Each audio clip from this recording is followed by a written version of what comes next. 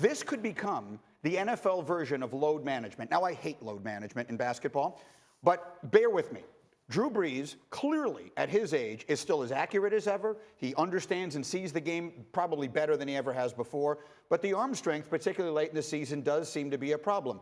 Could it be realistic that you diminish his reps, you actually maybe even go into it with a plan of sitting him a certain number of games at strategically placed intervals and allowing someone like Taysom Hill to be the starter in order for Drew Brees to be at his best come playoff time? You know, you don't want to do that. I understand the theory of it, but you don't want it's 16 games. No, I get it. You don't want to. But is it practical? You can't. No, it just wouldn't work. It just wouldn't work. You can't do that with a quarterback, right? Because at the end of the day, you've got to have a guy on the field to know everything in terms of the receivers, the system, putting guys in and out of the lineup, getting into the right plays. That's Drew Brees. You bring Taysom Hill in, you can essentially run the same offense, but it's nowhere. It's not even going to be close to being the same. To your point, Greeny, though, like if we think back to Tom Brady when he had the 4-game suspension with Deflategate, like he was fresh as ever at the end of that season. Same thing with Drew Brees this time around. It was almost beneficial for him to have Teddy Bridgewater. Yeah, first of all, you're talking about the New England Patriots in a bad division. A bad division. Sure. Right? And right. They can afford to lose 4 games.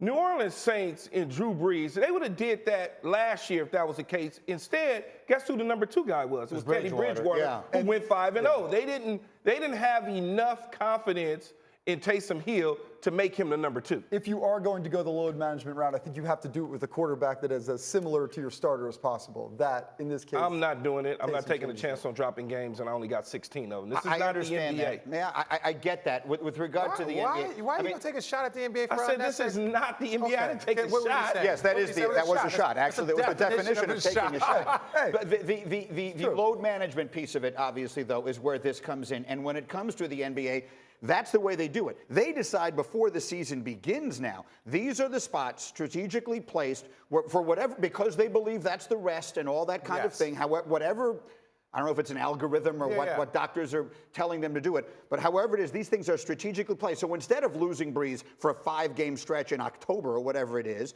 you would sit him week 4, week 7, week 11, whatever it is, with an eye on keeping his arm and everything else fresh for the end of the year. I can see how you're trying to make the correlation, but to Key's point, I think it would be way too difficult to do that because it's such a shortened season, and there's nothing to say that he could miss one of those weeks and then the next week he breaks his thumb. So it's all of a sudden you rested him time, and now he's going to miss another 5 weeks because of a broken thumb. You want to keep that continuity. It was the same thing with Dak Prescott. You want to have guys working together. If you take that away, you'll mess with their rhythm. If you want to do anything, load up and run the football. Run the ball. Or load management with your running back. I could see that happening far faster than I could see with the quarterback. You can kind of do that running back by committee and take some hits off your running back. But if that's your guy, if that's the engine to your team, then guess what? You're taking that off the field. You look at the Rams, for instance. Yeah. They didn't have Todd Gurley a lot of the time. They didn't play him a lot. And you see what type of team they wind up having. The last point I'll make on this, and again, I'm not advocating this. I'm just thinking aloud because 2 years ago, through 12 or 13 games, I'm doing this off the top of my head, Drew Brees was the MVP of the league. Yeah. And then you saw it. I mean, and it has to be. There's not a criticism. The man is 40 years old. So those things are going to happen. If you can find a way to have him fresh at the end of the season, it just feels to me like that is your best bet. If you can buy a couple of wins, people whose opinions I value seem to be telling me that Taysom Hill is a legitimate candidate to be an NFL starting quarterback regularly and perhaps as soon as this year. Keyshawn, do you buy it?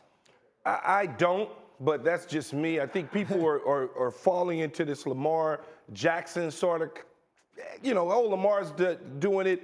He should be able to do it. Or Patrick Mahomes is running around, Deshaun Watson, so he should be able to do it. I don't see it. I understand what he's doing in New Orleans. I understand that Sean is putting things together in terms of making him successful. So it kind of gets blown up a little bit. I get what you're saying, and I know you're not making this comparison, but let's point out for the record, Lamar Jackson won a Heisman Trophy playing quarterback in college. To make a comparison from him to Taysom Hill, who has made 9 starts in his entire life and none of them at quarterback, it's not an apt comparison. Well, Greeny, you talked about hearing from people that they believe this guy has the potential to be a starting quarterback. Look no further than the Saints right now. I think as he enters restricted free agency, we're going to see the value that the Saints believe he has. I'm hearing they could put a first-round tender on him, which says a lot. Yeah, but they value him as a football player. Valuing him as a starting quarterback is a little bit different. I certainly know as a receiver catching balls from a number of quarterbacks in my career, he's not a guy that I see on an everyday basis that can do certain things. If you notice, the things that he's doing are all long balls. There's nothing really underneath. It's all play action passes, suck the defense up, throw it over their head. So it all kind of is a little bit of a trick system going on right now. But when you got to get underneath the center and you have to drop back 50 times in a game, will he be able to do it? And on top of that, at 30 years old, I mean, it's a little long in the tooth. If a team is willing to give up a first-round pick, though, to acquire him, they're clearly thinking about more. Oh, yeah. Which is wild. You can have him. Yeah, You want a first-round pick? There you go. Sean's saying, great, take him. That's what I wonder about is, are the Saints really as all in on this as they sound, or are they sounding so for a reason? They want to bait that first-round pick maybe, but if they do that, to your point, they're still going to have to pay him that first-round tender. Can I throw 2 words into this conversation, and we'll do a little more of this a little later? My 2 least favorite words in sports are load management. They come from the NBA. But in the NFL, where a guy like Drew Brees, if he comes back 40, 41 years old, clearly the arm appears to tire as a year goes on, that if you bring Brees back and you have a guy in Taysom Hill and you actually make the decision ahead of time, we're going to sit Brees for a few games this year somewhere along the line and let Hill play those games. I know it's never been done in the NFL to my knowledge, but it almost sounds like it might work. We're so glad you're watching ESPN on YouTube. For more sports, highlights, and analysis, be sure to download the ESPN app. And for live streaming sports and premium content, subscribe to ESPN Plus. We'll see you there.